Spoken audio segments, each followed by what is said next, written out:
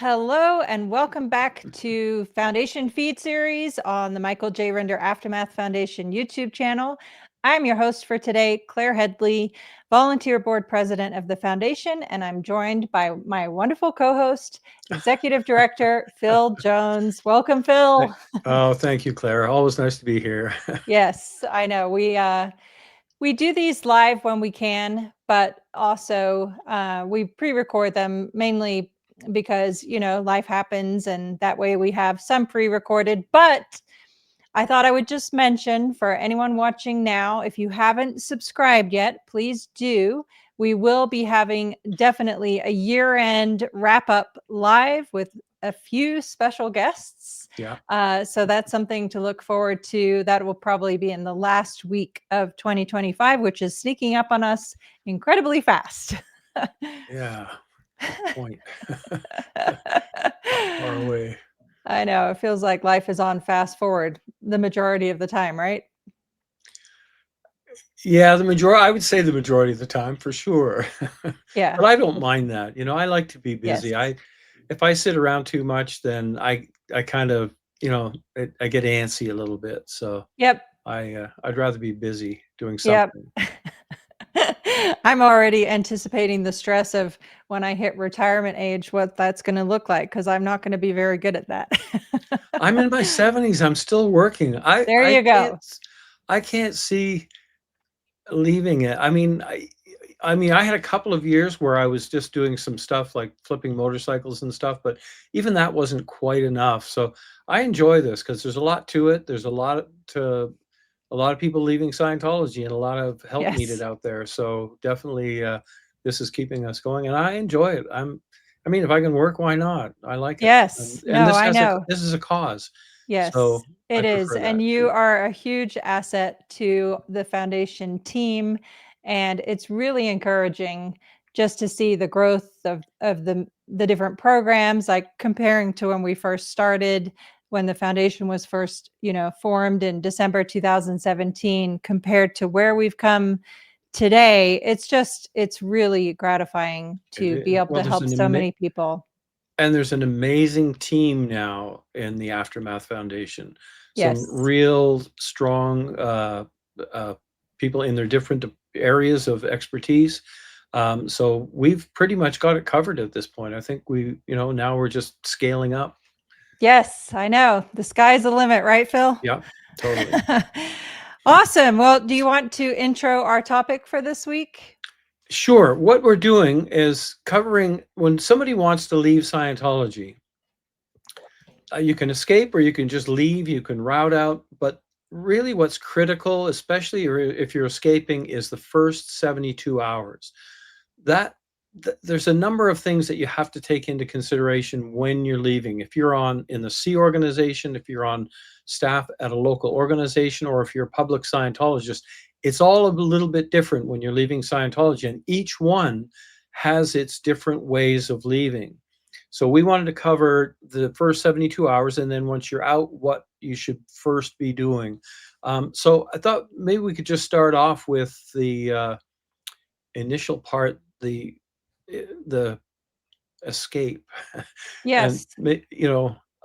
Here, let's pull up our slides here. yeah, There we go. Okay. uh, Yeah, and also we can talk about the pitfalls of each different option, because you're right, right, it really yeah, depends, and it looks very, very different depending on where the person is in Scientology, whether they're just a civilian, whether they're an organization staff member, or if they're an actual member, a member of the C organization, meaning they've signed a billion-year contract. There are pitfalls for each and every one of those, right. and things that we've run into Yeah. that, and again, that's why, as you said, Phil, this is where I thought this would be a great conversation. It is a great guy. Yeah, and now the one factor in there too is whether you have family still in. Exactly. And Yep. so if you're leaving, that might be something to take into account. So the first Yes. part of And it would be, oh, sorry, go ahead. sorry, no, you reminded me of something, which is very often what we see, that especially in more recent years, is that some members of the C organization will either follow the steps to route out, or they'll escape, but they'll if they do follow the steps to route out, they will often be placed into a job. And this is particularly true, like you said, of those who have families still in. So they don't want to lose contact with those family members. So they will cooperate with those steps, be placed into a job. But then once they're free from the environment of the Sea Organization, in the first, it could be what we've seen is anywhere from 2 to 3 months to 2 years. That's how up to that amount of time it can take until they'll go, you know what? I don't want to be working for Scientologists anymore. I'm not succeeding at this, or I need some help in some form of another. And then they reach out to us.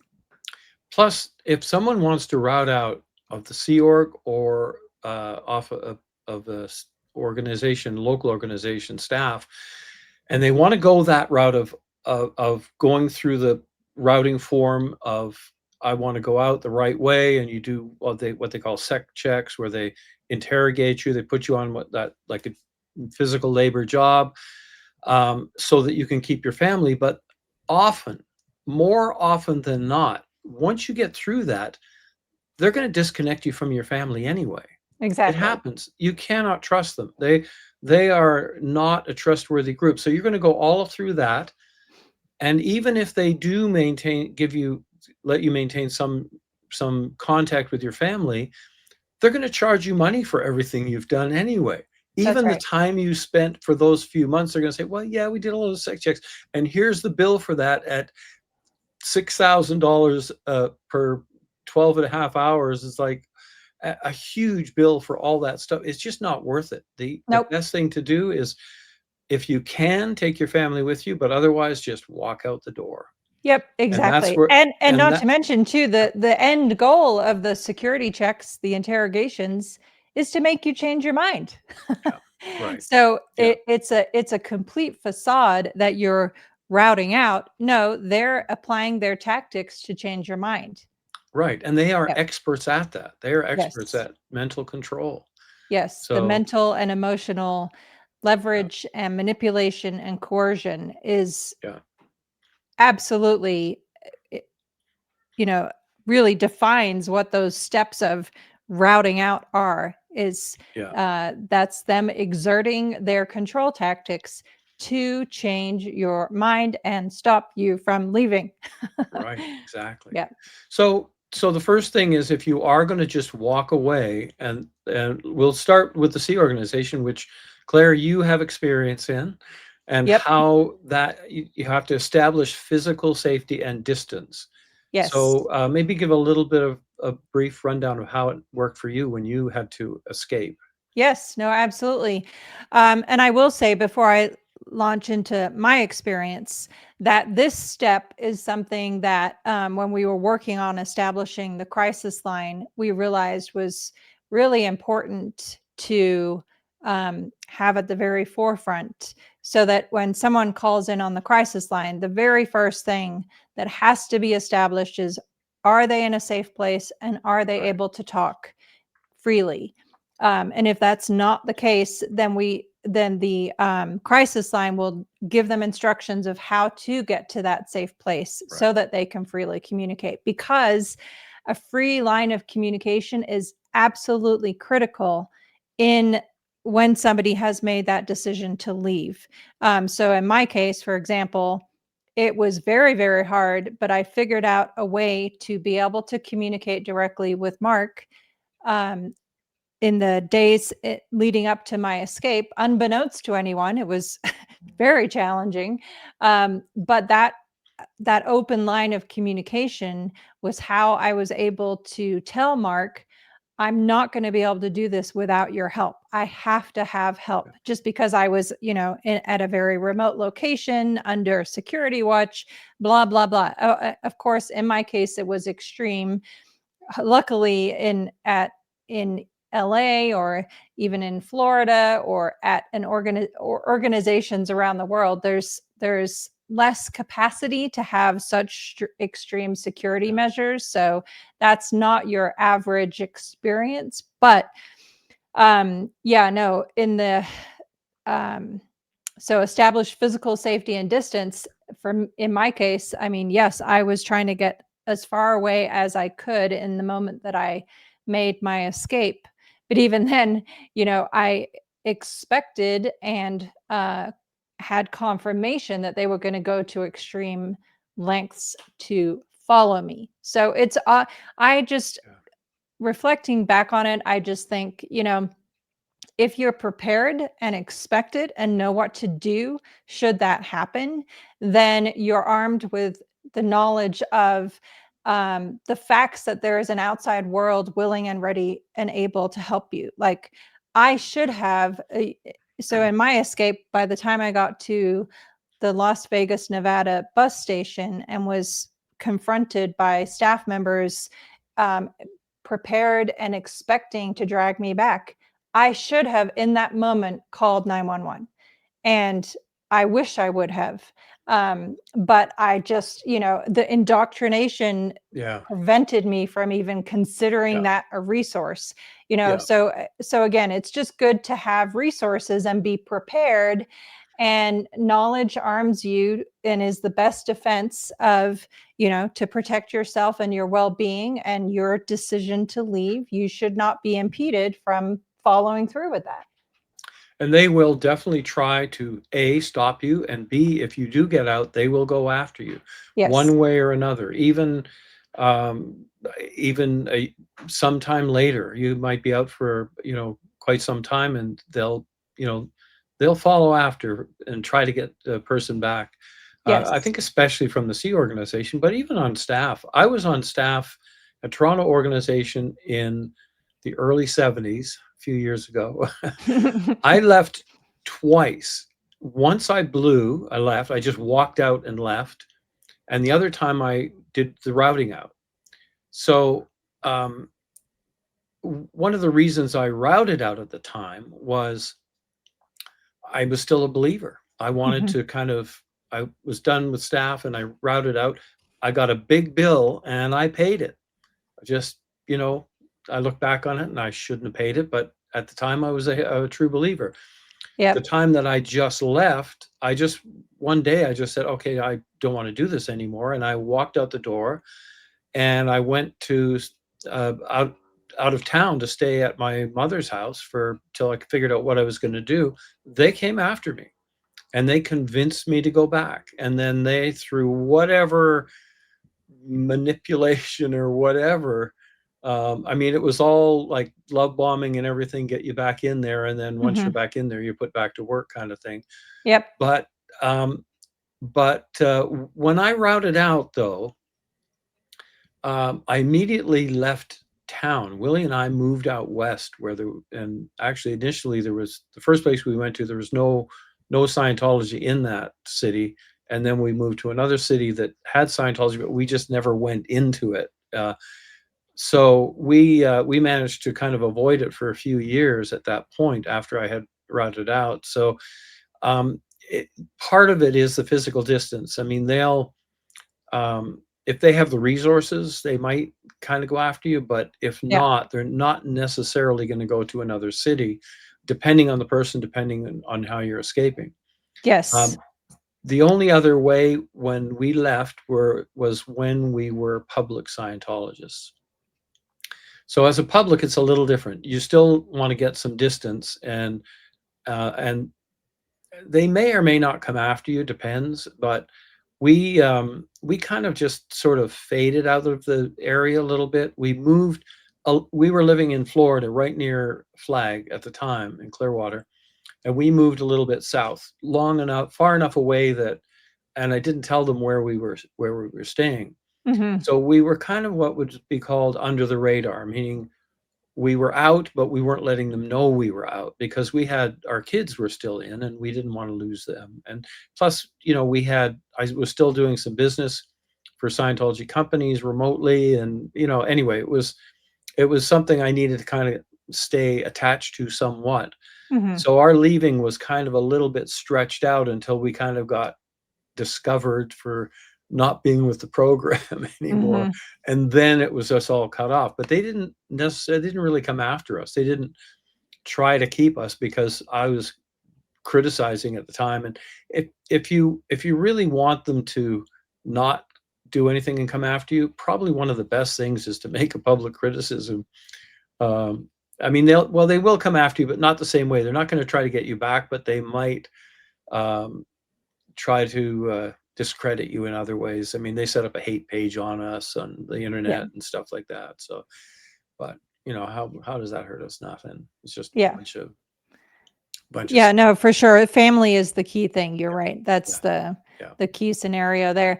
And I will say, in the case of staff and also members of the Sea organization, the moment they reach out to us at the foundation and express that they're ready to leave, we do everything in our power to make that happen as quickly as possible, because there are so many things that could go wrong once the person's made that decision. And I've seen that many, many times in the Sea organization with staff who escaped multiple times and were caught and brought back.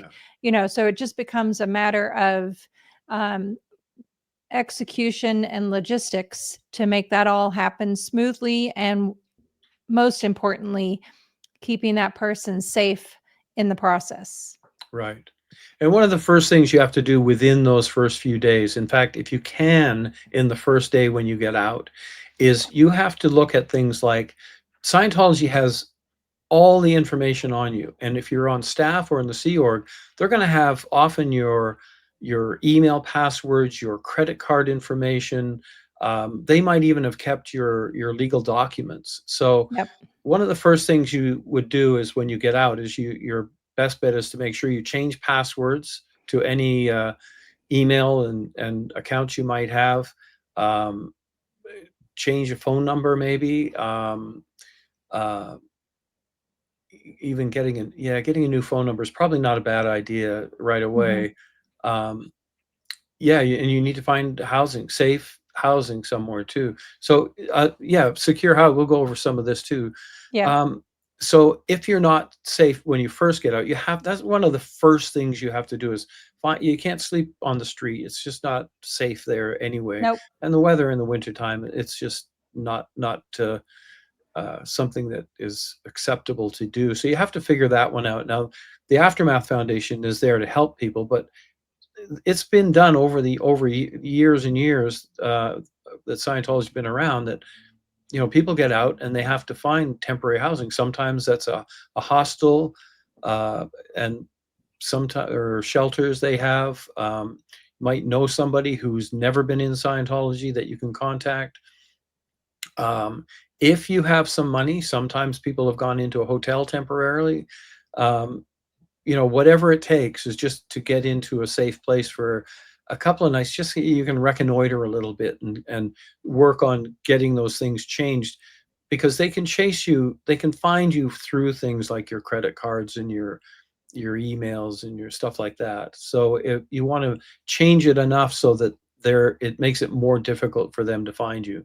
Yeah. It's interesting when Catherine Olson escaped, we were expecting that would happen, but she was in Columbus, Ohio, and flew to Denver, and we were prepared for that scenario. But I do wonder, honestly, especially now knowing from recent information that word is getting around inside Scientology, at least for staff members, that the Aftermath Foundation exists to help them get out and start over. I do wonder if when Osa realized that she was, you know, under the care of the Aftermath Foundation, that they just Yeah. walked away, Yeah. which would be amazing. Please, Yeah. let's have more of that. But Oh, I've yeah. just I seen I've mean, just seen a few scenarios. It just makes yeah. me question that. Obviously, I've been out now for almost 21 years, so. Um, and the Aftermath Foundation has been in existence since December 2017. So there's no question Osa knows who we are and what we do, because they Yeah. continuously try to shut us down and stop us unsuccessfully. And we'll talk about that in a later episode. Yeah. But it just makes me wonder. To be a fly on the wall in the OSA briefing room to hear what Yeah. they're saying about the work that we do. I know, because it's getting more and more, and they must know all, a lot of what goes on, and they don't necessarily show up as much, I guess, to No. chase people down, but they do phone.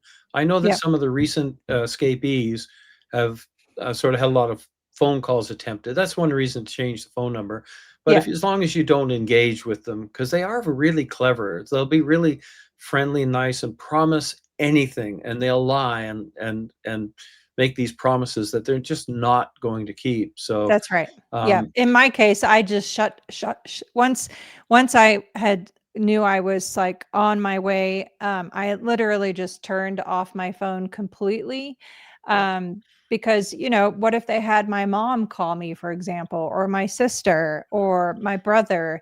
That would have been much, much harder for me yeah, emotionally in that moment. So and again, to the point of what we're talking about here, housing and getting to a safe place, you have to just focus on your own emotional well-being and get to safety, and the rest we will figure out from there. yeah, yeah. Yeah. Yeah, if they're connected up with the Aftermath Foundation, we can walk them through all of that stuff the first Yes. 72 hours. Yes, and we We just have want to so kind of, many yeah, resources. Yes. yeah. But we thought we'd go over it because somebody might be watching and just not uh, have that. Uh, you know, the one thing in Scientology is that Scientology builds paranoia in people, and there's a Yes. trust factor. And I've seen it a few times where, I guess people just find it difficult to trust people. And the Aftermath is there to help people. But once in a while, and I know how that feels when we got out. And I remember ordering the first sort of Scientology expose book. And when I ordered it, I was sure that I was sending that order to OSA, Right. just as a trap. I mean, it's just crazy thinking, but I know. Scientology creates that paranoia. So I think that I can understand if somebody's getting out and they have a little bit of reluctance, but at some point they do have to trust somebody. And Yes. we And have and some we very should good, reiterate, yes, no, we should reiterate yeah, too, though. Yes, OSA is watching what we're doing. However, we have implemented so many security measures, yeah, and as we always say, anyone that we help is just automatically anonymous. We yeah, don't provide yeah. It's any all information. confidential. Yeah, Exactly. And there's yeah, no requirement to speak out. Of course, that's yeah, somebody's individual decision. And very often they're just not ready for that right when they're getting right, out. And when they, yeah, if they decide to in the future, great. But it, the point being that the resources and programs that we offer are purely to help somebody get out and start over, no strings yeah, attached. yeah, 100%. Yeah. Yeah. So, So let's see here. We have change phone and email. Yeah, we talked about this. Get a yeah, new phone number and set up a new completely separate email address. Do not use a provider, for example, Gmail, iCloud, that you accessed on devices you may still share or that the organization might be able to access. Yes, this is something that we learned in the case of Catherine Olson and a few other people too, that they thought that their email was secure. Come to find out by actions that were then taken to try and recover the person or get them back, that they had Office of Special Affairs, the Dirty Tricks Department, had accessed those records and had information as a result of that. So yeah, and there's they'll do tricks like that. They mhm, like, can I borrow your phone? An OSA person might go to somebody they suspect of leaving. Oh, can I borrow your phone? My phone battery ran down. I just have to make a quick call. They'll leave the room, come yes, back 10, 15, 20 minutes later. Here's your phone. yes. Thanks, Ryan. You made the call. But what they might have done is put some tracking on there or figured out your logins, Yep, we taken saw down all that your in a case passwords. last Yeah, year where the person was in LA being handled in the ethics department. And as part of the ethics handling, the ethics officer said, "Oh, well, I need to see your phone and make sure you haven't been searching the internet for information about Scientology that you shouldn't be reading," and took the phone and left Yeah. the room, just like you're saying. Yeah. Yeah. Yeah. So, I'm sure they do that all the time. If they suspect anybody might be leaving, they have all the tricks, and they know they'll just do all that stuff just to nail down all the persons. And they'll get passwords from people. They'll get all their name of their first dog so they know the logins, and it's crazy what they'll do. They'll get yeah, all that information because when someone's a true believer and they believe that hey, they're open and they're trustworthy, then they spill the beans, and it's sad that they have to kind of cover their tracks when they leave, but it I has to know. be done. It is because it is such a crucial Yeah, beginning step to ensure the person has complete privacy, ability to communicate freely with whoever they please. And yeah, those are things that in today's world, most people, I think, take for granted. And unfortunately, in the people that need our help, that is very often not the case. yeah. Scientology, there's no privacy. No, Scientology does not consider that you are they barriers. They don't have any respect for any barrier at all. right. They don't They'll think dig you in have a whatever. right to Yeah, privacy. That's not a right. thing. Yeah, All right, moving on here. Reset passwords. Immediately change the yeah, passwords for any personal, financial, or social media accounts you value. Use strong, unique passwords and two-factor authentication. Yeah, exactly. yeah, Yep, because, and again, this is something that really hit me in the first few years when Mark and I had made our escape and were starting over. Um, you know, all of a sudden, when we started getting notifications that, oh, as you requested, we sent your phone records, and we're like, we did not request that. And then you think through the process, like, oh, um, you know, what street did you live on when you were a child? yeah, Well, Scientology knows that. What's the name of your favorite pet? Well, Scientology knows that. What's your mother's maiden name? yeah. Scientology has that. So, What's the we first even school you went to or something like that? It's right. crazy. Yeah, and they'll Yeah, know we all that. even yes, no, we for like our phone account, we had to not only change providers, but then we also called them and said, we want to add a secret passphrase that, like it's completely disrelated to anything. Yeah, And that's how we were finally able to stop them from doing that yeah, was but it got but you even then, and I do recommend doing that for anything that's critical and crucial, like yeah, just create a yeah. verbal password that nobody will know, but you better document it and make sure you remember it, otherwise you get locked out. Uh-oh. Yeah, but they want to know everybody you've been talking to. That's why they would want a phone record. They want to know who you're talking to, who visits you. They'll Mhm. watch. I mean, I don't know if they do it as much anymore, but they would watch houses and watch people and stuff. So watch ex-Scientologists and critics and stuff. So Yeah, I anyway, know. Crazy. Okay, moving along here. Get a PO box. Set up a private PO box at a separate location from your new residence for any sensitive mail. Do not use your new home address for official business initially. Yeah, and of course, there's a cost for this, but in most places, at least where we are, you can do this for $15 a month, which is a small price to pay for somebody's security when they're just getting established, and to deter from a situation where they're going to have, members of the C organization showing up at their door to right. drag them back. Or we did get a PO box. And this was during the time we were doing the Call Me billboards, and we were, uh, I guess they wanted to know what we were doing, where we were going. So they actually it must have cost them a fortune. They had a PI parked at Ugh, the PO box. We went to pick up our mail, we mhm. left, and I know I was always kind of keeping an eye out, and I saw this car behind us. And one of the ways you know that it's a PI is they'll have the visors down.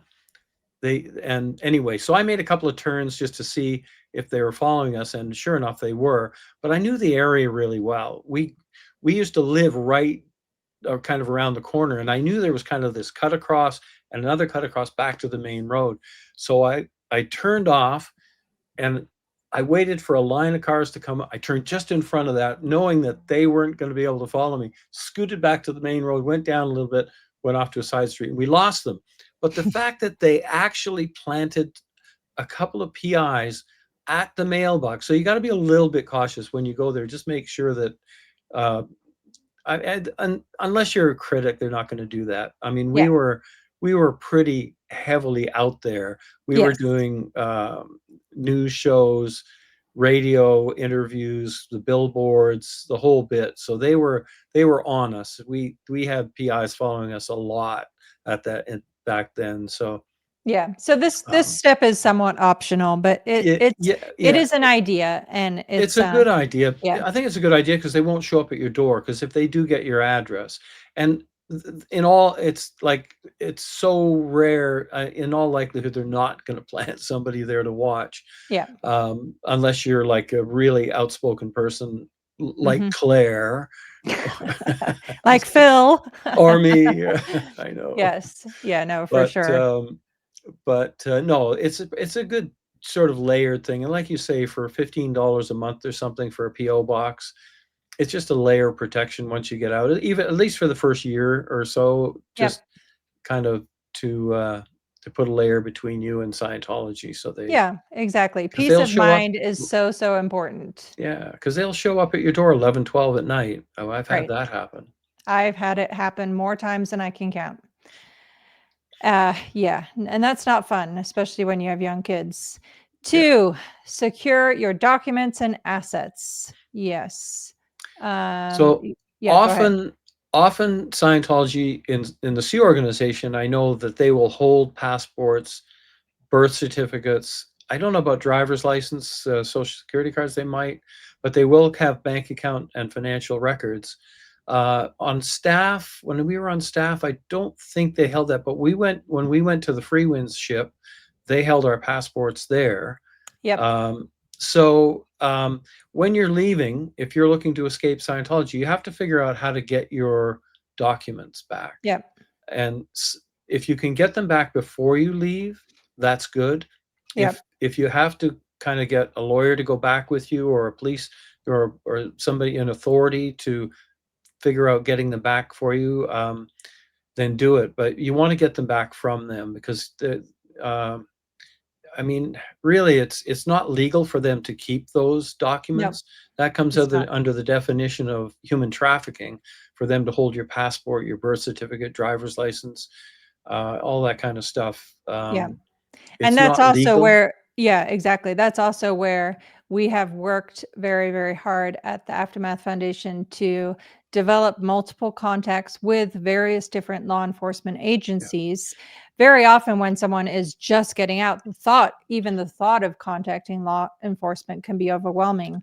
But we have those resources yeah, available so we can advise a person when that's necessary, or just kind of have them be prepared.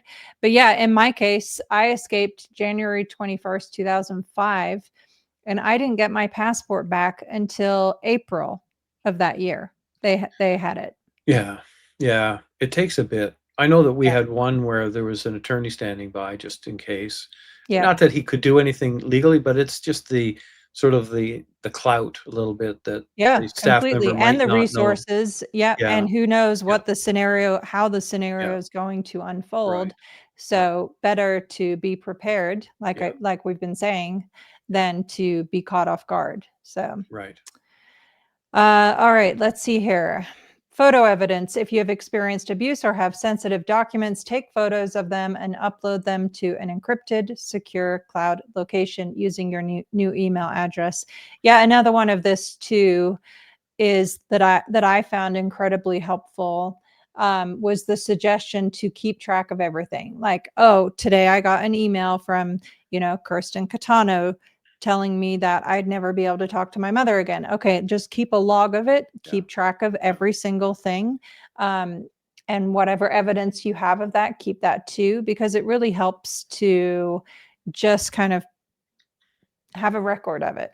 Yeah, I mean, I have stuff even from what, 9 years ago, Hmm. 10 years ago from we had lawyers' letters from Scientology lawyers, cease and desist. We had, um, I mean, all sorts of stuff. I kept it all. I've still got it all, and I Yep. keep it safe. So, yeah, Same. um, definitely worth keeping everything. You might never ever have to use it, but um, But even so, it can be yeah, just really rather than constantly worrying, like you just put it down. Because even in our case, like we went through a period where there were all kinds of things happening, and I would just log everything. And then, a few months went by, and then something else happened. And then even just going back to that log, I was like, oh, look at that. Things chilled down, chilled out, as my son says, chilled down. They chilled down for a bit. I'll Oh, remember yeah. that one. Yeah, it's so funny. It cracks me up.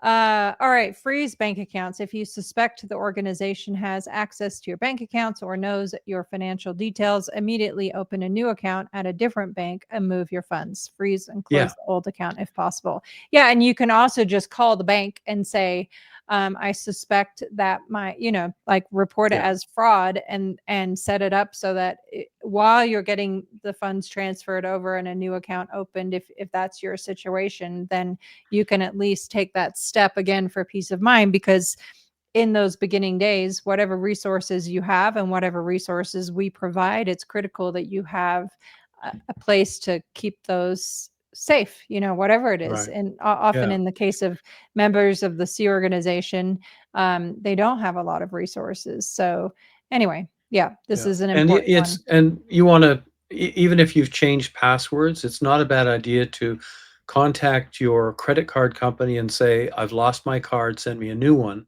Yep. I knew somebody who, actually, it was his mother, and she was in her 80s, I think. And her health was failing. And then one day, somehow Scientology had all the credit card information, and they ran $5,000 one day on her account. Now, had her son not seen that, had not found that out, she would have probably just paid it as a regular bill and not realize it. So, I mean, he managed to get the money back for her, but they're, if they have that information, so the best thing to do is just, if you had a credit card that especially one that you might have used at a Scientology organization, cancel that card, or at least say, I've lost that card, and have them send you a new one. Yep, that's exactly right. And we had that situation just mid last year, where there was a person in their 80s who was under the radar, no longer attending services, and they literally drove to pick up the person and took them down to LA to be seriously demanded, heavily crush-wedged for money. But before they even went and picked her up, they had charged $10,000 to her credit card. And anyway, Yeah, we worked with her friend and got that all reversed and credited back. But yes, definitely, even if you're just thinking about slowly drifting away, if you're a civilian Scientologist, change all those credit cards for yeah, sure. yeah, definitely. It's amazing to think that they were charging that kind of money without a permission. You wonder I know. how many didn't get their money back or didn't I know. discover it or whatever. Yeah. And to anyone wondering, yes, this was very definitely reported to the FBI. Yeah, So, wow. yep. All right. 3, avoid their recovery efforts. Yes, exactly. Please note, you must assume that the organization will attempt to contact you to bring you back, especially in the case of staff and members of the C organization, and often in the case of civilian Scientologists. This is often framed as a quote, friends and family, unquote, check, but it is a controlled process. They will lie and promise whatever they think might get you to come back to route out properly. It never goes as they promise. Yeah. Right, right. Yeah, I mean, when I left, and the time I blew staff, it was my brother, and I can't remember who the other person was. I think the ethics officer for the org. And so a family member, they're going to send, come on, Phil, just, we can handle this. It's look, we'll give you a easier post or whatever, or but sure enough, I was right back on that post I hated. Mhm. So anyway, Yeah, in my case, they weren't able to use my family to go after me because I worked in a confidential location. So my family didn't even know physically where I worked. Um, and also my family were not in the Sea organization. So in my case, they used coworkers and executives who they thought had influence and sway over yeah, me, and they thought that I would fold to and allow myself right, to be yeah. captured and brought back. And thank And goodness that failed. and the scary thing is, though, is they are successful in many, many cases. I know. They can be really persuasive, Hmm. and like I said, they'll lie. They'll And they you make know promises, like they'll be like, yeah, "Oh, we'll you yeah, can route out, you'll be done in yeah, a week," right, whatever. They'll say yeah, whatever to get you yeah, back, and you literally, if you've made the decision to leave and you want out of there, you just have to stick to your guns and yeah, be prepared to barrel through whatever's coming. And again, we have lots of resources to help with that, but the person has to make that decision first and reach out right, to us, and then we're absolutely here to help. yeah. I actually heard of a case where when they went and they convinced the person to go back in to route out, made all those promises, and said, "Yeah, we're just going to go there," and they took them somewhere else, and they said, "Wait a minute, where are you taking me?" And they ended up taking them somewhere, locking them in a room. It's Hmm. like they will lie, they'll promise. It's scary. So Yeah. um, you just have to. The best thing to do is avoid it. If you can Yep. avoid getting in any kind of confrontation or any kind of conversation with them, just avoid it. Don't Yep. answer the Get to phone. Don't safety answer the door. first. Yeah, Yes, yeah, exactly, completely. Go dark. Do not yeah, answer calls, texts, or emails from anyone you knew in the organization, including quote unquote friends or even some family members still involved. Yes, completely. It is best to, set your boundaries, and just, again, focus on getting to safety, and focus on your own physical safety and emotional safety and mental uh, well being. right. Yeah, and realize that if a friend is trying to call you, in all likelihood, there's an OSA person behind that person. Exactly. So it's not going to be anything except an attempt to get you back. That's right, which Um, is not healthy for the person in that no, moment. Yeah. no, not at all. Social media blackout. Do not post on social media about your new location or thoughts. Silence is your best defense initially. Yep. And of Yeah, course, at least social media wasn't even a thing when I was in the Sea organization. I've seen a few um, members of the Sea organization who do have access to social media. But so this is more applicable to staff members and civilian Scientologists. But yes, yeah, it's a personal matter, and best to just play your cards close to the chest in this moment, right? yeah, yeah, totally. I think Yeah, isn't there? Yeah, I mean, the best thing is just not to post on social media for a while, just till you yeah, kind of till they eventually will leave you alone. If you're not depending on where you were in the organization is going to depend on how much effort they're going to put in to recover you. yeah. Um, in I mean, almost in all cases, they will try to recover you, yeah, whether you're public, organization staff, or Sea Org. They will attempt to recover you. It's yep. just a matter of how much effort they're going to put in before they kind of give up. Yeah, that's right. And in our case, obviously, we're very vocal whistleblowers, victim advocates, and so forth. So in our case, for Mark and I, even to this day, we don't post on social media at the time that we're, like, let's say we're Right. traveling. Yeah. We take a picture. We don't post it then and there. We'll post it like 3 weeks later. Yeah. Yeah, same. Oh, and in fact, actually, I don't even post those things anymore usually. Once Yeah, in a same. while, but after it's always after we've Yeah. left the area. So, Yes. um, but we did get a call once offering contact with our kids. if we gave up Really? all our criticism, all the stuff we were doing, radio interviews and everything.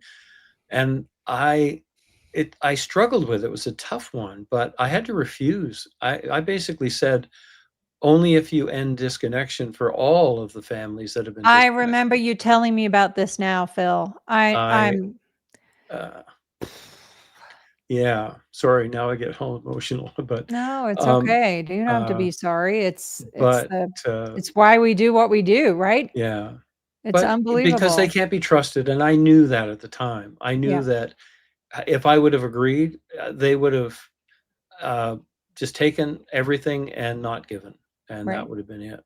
Yeah. Plus, the thing is, when you have family in the Sea organization, even if there's no disconnection going on and you're still in, you rarely ever see them. We Yes. went through some years sometimes without seeing the kids, or if we drove across the country to see them, we might get a couple of hours, Right. and that would be it. Yep. Maybe half a day if And we're lucky. yeah, and you know that when you're speaking to them, it's not free communication. It's not open Right. Yeah. communication. Yeah. They cannot tell you if they're doing terrible. They can Right. only tell you that they're doing great and that Yeah. everything's wonderful. And I know I've been there. I've done that. I like in my case, when Mark escaped, I was of course completely devastated and besides myself and I wanted to call my mom and tell her and I was not allowed to tell her. Yeah. Yeah. So It's crazy. Yeah. anyway, yeah, it's absolutely bonkers. If you must communicate with someone still involved, use a pre-written neutral statement such as I'm safe and need time to myself. Please respect my privacy. I will reach out when I am ready and then block them. Yep. Yeah. Again, you just have to hold Yeah. stick to your path and get to safety and Yeah. focus on your intention to start over and do Yeah. that. Yeah, regain your freedom, Yeah. just because there is no freedom in Scientology. No. So getting out, whether you're public, staff, or Sea Org, there's no real freedom involved. So once you're out and you can start creating, and you have to kind of, because they're not like you were saying, like Claire was saying here, they're not real ties. It's like social, yes, everything is fine kind of thing. So there's no real in-depth conversations that could be had with Scientologists. That's right. You're not supposed to. It's frowned upon. It's well, not, it's more than frowned upon. It's just not allowed. You're not supposed to talk about your case, your emotional case. You're not talk about any difficulties you're having. Right. Uh, if you're having difficulties, you're supposed to talk to either the chaplain or the ethics officer, master at arms, or whatever. But you're not supposed to talk to anyone else about it. So Yeah, that's right. And the snitch culture that is yeah, a huge part of Scientology makes it so that, you know, you even your family, they are first and foremost Scientologists and secondarily family members, which is why I always say and I believe that unconditional love does not exist in Scientology. yeah. I mean, it was my sister who turned us in the end, and she had Right. been monitoring my Facebook friends list and reporting it to OSA about, because I had a few friends who had left Scientology. So it was being reported by my sister. And in the end, when she kind of realized that we weren't with the program anymore, she was the one who wrote it up, took it to flag, and got us. And then basically overnight. I mean, so really, you don't, if you're writing a statement to somebody that you knew and they're still involved, realize that that person could and very well could write up. So if you write, say, well, no, I'm in Hoboken, New Jersey, and I'm staying, near the Y, so I get some exercise, and um, uh, you don't want to give that away. So just this Exactly. statement, something neutral and innocuous. Just say, look, I just respect my privacy. I'm doing fine. Yep, exactly. No identifying information. Right. Recognize the FREDS, FREDS. These are calls, visits, or messages designed to sound concerned, loving, or helpful. Do not engage. Be aware of friends suddenly showing up at places you used to frequent. Change your habits for a few weeks. Any information you give can be used to locate or harass you later. Right. And I know it sounds kind of like, oh, I could handle it if they wanted to talk to me, but realize how persuasive they can be. Um, and And that's also why, and also why put yourself through that, really? yeah, there's that Yeah. too. That's a good point. Very good Yeah. point. Why do you have to kind of sit there and defend yourself and sort of fight against that, especially when you're first out? I mean, Yes. I would almost at this point welcome it. Yeah. Just be, and I've gotten into discussions with a few Scientologists that are still in, and I try to just engage with them a little bit, without getting aggressive.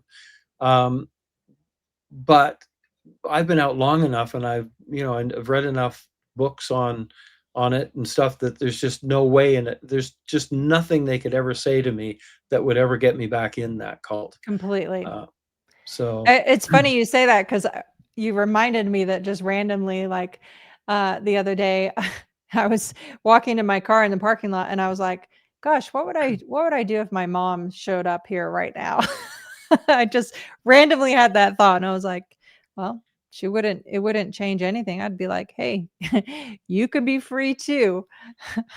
yeah, that's a really interesting viewpoint. I wonder, my brother and my sister are both, my sister's OT8, my brother's OT3, and they're both hardcore Scientologists. They live 10 minutes from us. Hmm. And in 6.5 years, we have not, I ran into my brother once and he refused to engage with me at all. I was trying to be friendly and say, hey, Mark, why don't we go for a coffee? Wouldn't have anything to do with me. But I think if I ran into them, I I don't know if they would accept a hug. I forced a hug on my stepfather at my grandmother's Wow. funeral Wow. because Yeah. I hugged You my were, mom yeah, and she yeah, accepted it. And I said, "I love you, yeah, mom." This was 2011, so it was 6 years after we were yeah, declared yeah, after we escaped and were declared suppressive people. Um, and so it was my grandmother's funeral, and I knew honestly I could kind of come to I was at peace with the fact that this might be the last time I ever saw my mom. And so I hugged her and I said, "I love you, mom." And then I went to hug my stepfather, and he was like, "Well, I don't feel inclined to give you a hug." And I was like, "Okay, well, I don't really care." And I just hugged him anyway. yeah, Um, and he's like, and then he just went on a rant about how I was, he's like, "How dare you attack my religion?" And I just said, "I'm not yeah, attacking anyone's religion. yeah, I'm not going to stand by and watch innocent people be abused. right. Not going to do it." Yeah, And yeah, he stormed off in huff, but yeah. yeah, yeah. uh, Most Scientologists won't get into any conversation. no, If there's any thought, if they detect any kind of pushback or even whatever, they'll just either shut the conversation down and walk away. Typically they'll walk away yeah, or run away. or run I've seen away. that too. Yeah, It's like yeah, a I've seen fear that the too. fear Yeah. response is the Oh, most typical response to yeah. running into a suppressive person. Oh, yeah. Well, when we would walk around, when we would go protesting around the pack base, the big blue buildings, they would actually close blinds, close and lock doors, and they would all go inside. The whole street would be deserted. Um, Mm, uh, it was amazing, the fear just from us. Willie and I were the most, like, we're like a couple of old folks. What are we gonna do? Why would they be afraid of us? yeah. Amazing. Crazy, crazy. All right, Yeah. moving along here. Block and document. Block all known numbers and accounts on your new phone and email. If you receive repeated unwanted contact, document it. Keep a log of dates, Yeah. times, names, and what was said. This documentation is crucial if you later need to involve law enforcement due to harassment. Yes, Yeah. I think we covered that quite Yeah. well. 4, connect with trusted outside support. Yes, exactly. Contact us. Reach out to groups like the Michael J. Render Aftermath Foundation for resources, immediate practical advice, and peer support. We understand exactly what you are going through. Yes. All our crisis counselors are ex-Scientologists, ex-Sea Org, I Yes. think they all are actually. So they're all experienced. handling all of this stuff. So when someone reaches out and they get with one of our crisis counselors, they know what to do, how to handle things, pretty much every situation, because it's all different. Every Yep. person leaving, there is something different, although there's similarities with it all you Yep. have to handle.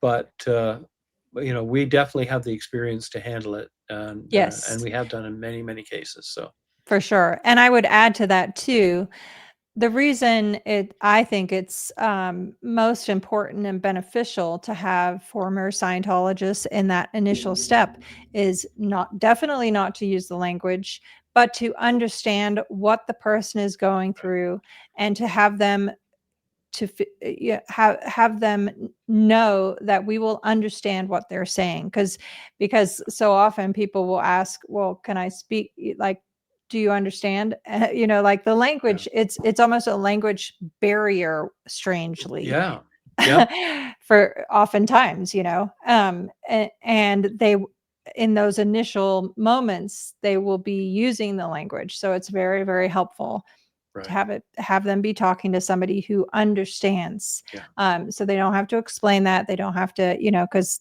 anyway.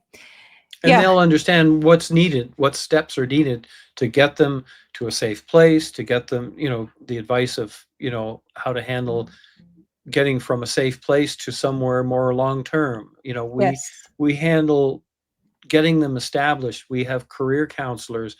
We'll take it from walking out the door to living independently. And Exactly. and that's that whole track we've got covered. Yep, exactly.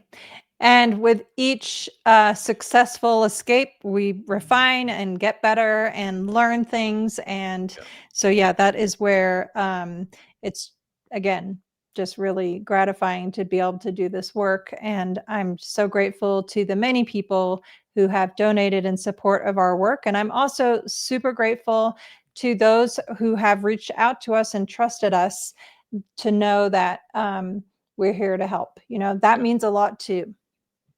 Yeah. Yeah, it Yeah, does. It is gratifying work for sure. completely. All right, find a safe person. Identify at least one person, a therapist, former member, or trusted non Scientologist who knows your situation and who you can call 24/7 if you feel unsafe or overwhelmed. Yes, completely. Yeah. And that person, whether it be someone at the foundation or a friend, I would also add to this. To make sure that they know where you are, and especially in those first few days, have check ins and touch base, just to make sure that they are not only adapting to their new situation, but they're not being harassed or tracked Right. or, made to feel unsafe by Scientology. Right. And it might be a family member who never got in or had gotten in for a short time and got out and has been out for many years, that would understand your situation and is willing to kind of help, or at least talk to you, being out, and Yes. reconnecting. Yep. Completely. All right, mental health check in. The initial shock can be immense. Even if you don't feel ready for long term therapy, schedule an immediate confidential video call with a cult aware or trauma informed mental health professional to help you stabilize. I would say on this one, it can vary when the person is going to feel ready for this Right. step. So and again, if they're not ready because of the fear ingrained in relation to psychology and psychiatry, when you're especially born into Scientology or have been in Scientology for an extended period of time, even if it's just a friend or trusted person or someone at the foundation, until you're ready to take that step, which is where we now have the online support group with Rachel Right. Bernstein and you know um, other resources as well. So Yeah. yeah, but And this would and be our preference. yeah, and somebody's not ready for therapy of any kind, whether it's group therapy or whatever, um, they can kind of take the step of we have peer support, where it's Yes. an ex-Scientologist who can, they're not going to give you therapy, but they can at least understand your situation, what you're going through, maybe get you some resources that might help, things like that. So we have a number of peer support counselors as well that can help on that. Because it's true, getting out of Scientology, two things that are difficult for ex-Scientologists. So one is getting some therapy for mental health therapy, and the other is taking medical drugs. I mean, that's a tricky one too, because it was so frowned upon for so many years. It took me a Yeah. long time to take. I still find, even after all these years, I still find it difficult sometimes to take an aspirin or something, or Tylenol or whatever. I do, but it's sort of that little mental thing still sticks in your head. So I understand if someone has that initial thing and they just want some peer support. Let me talk to somebody who's gone through this. Here's what I'm going through. What do I do? Okay, you know, help you get on your feet and stuff like that. So Yeah. we have we have Have a those safe resources. and trusted person to talk to is who understands. It's really important. Yeah, Yeah. Spreading awareness of essential first steps. We've created a document that outlines these first steps and provides additional resources. We know that this can feel overwhelming. You yeah, can share this document with people who may need it. And remember, the Michael J. Rinder Aftermath Foundation is here to help. Yes, yeah, completely. yeah, Support group summary, receive and offer support, speak about your experience, learn about your past, meets every other week for 90 minutes and is expressly for those who were in Scientology. You can learn more by sending an email to contact@theaftermathfoundation.org. And to update this, we've just now, let's see, I think we have a second group starting on what date is that? The 25th. Yeah, so yeah. So this, it's expanding because it's been popular. yes. People are getting a lot of benefit from it. It's a very safe setting, and the therapist who runs it, licensed therapist, and runs a very, very good uh, therapy group, and everybody seems to feel safe there, and is getting a lot of benefit out of it. We've had some really good feedback from it, and that's Yes. why a second group has been set up, because it's been so popular. Yep. And the great thing too is that Rachel Bernstein, after each meeting, whatever topic was discussed, or whatever the group talked about, she then generates not only journaling prompts, but she'll also add additional resources to learn more on that topic. For example, podcasts or videos, or it's very tailored and specific, so that even though it's every 2 weeks, it's optional homework that the attendees can do, just to learn more and work through things. So I love that Rachel's doing that. I think it's really, really good. And like you said, we've had amazing feedback. Yeah, yeah, yeah. Awesome. Let's see here. Apply for aid. And now we're just going to run through our general slides before we wrap up for today. If Okay. you'd like to apply for aid, you can go to the link for general aid application on our website, theaftermathfoundation.org, or the education grant, the Rosemary Chickwalk education grant. There's a link for that too. If you know of a crime or injustice within Scientology, we have a platform where you can report that completely securely and anonymously. Friends of the Foundation. I'll let you do this one, Phil. All right. Well, it's a nice way for someone who doesn't. The donations help. We couldn't do this without the donors. We really couldn't. Yes. It because we don't ask anything. Those people are escaping. We don't ask anything from them, because they Yep. don't. If they're coming out of the Sea Org, they don't have anything. Typically, often they won't have a bank account. They won't have any money. If they're an ex-staff member or public, they're not typically going to have money either. Scientology will drain people. So donations help, and not everybody's in a position to make large donations. So we set up a Friends of the Foundation, uh, so that for $7 a month, which is a cup of coffee, not even a cup of coffee and a pastry. Um, it, we just, if you sign up and you can become a friend of the foundation for $7 a month, that helps. Over time, it pays for it. I mean, you get a dozen or so people doing that over a year, you've got enough money that you can go, okay, well, if somebody's coming out, we can cover this and that, and the group therapy, the sport group for this amount of time. So definitely, if you feel that you would like to help, that is one thing. You can just go to our website and click on Friends of the Foundation, and for $7 a month, you can help. Yep, perfect. And there are many free options too. You can sign up for our newsletter on the website. You can also subscribe to this YouTube channel and share our content with people things like that. They're all free and easy to do. So we're grateful to everyone here. In whatever form you're able to, we appreciate your support. Yeah, definitely. Yes. Aftermath Connect. This is our website and directory of loved ones, friends, or people lost to Scientology, where you can post messages for them. Our thought was, hey, if Billy Bob gets out of Scientology and thinks he has nobody and searches his name on the internet, then this would pop up. So it's just another great resource. Again, if you'd like to support our work, you can donate, you can subscribe, and you can shop. And so all easy ways. Right, Phil? Right, Claire. Let's see. Yep. All right. I think that covers it. Anything else we didn't cover?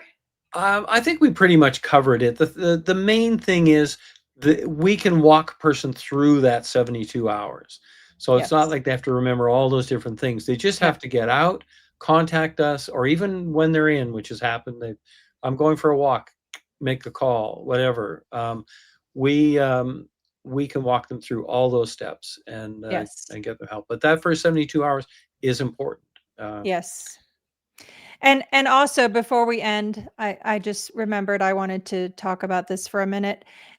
Being that it's November and we're coming up on the holidays, for anyone who has been impacted by disconnection, please know you have our support. You have our love. You are not alone. If you need to reach out to us during this time, I know it can be very challenging for people. Please do. You are not alone, and we will not stop until Scientology's practice of disconnection has been abolished, as you said, Phil, so well. Yeah, it's a horribly abusive practice. I say practice now instead of policy, because they'll say we don't have a policy on that. But they do have a practice. Whether they have a policy or not, it doesn't matter. They have a solid practice, and they've destroyed thousands of families. Yes. But that needs to end for sure. Completely. All right. Well, on that note, thank you to everybody who's joined us for this week's episode of Foundation Feed. We will see you next time. Awesome. Thank you. Thank you, Claire. Thank you. Bye. Please help us to get to 10,000 subscribers. And don't forget to push the notification bell to be alerted when new content is available. For more information about how you can apply for help or to become a volunteer, visit us at theaftermathfoundation.org. Thank you for watching.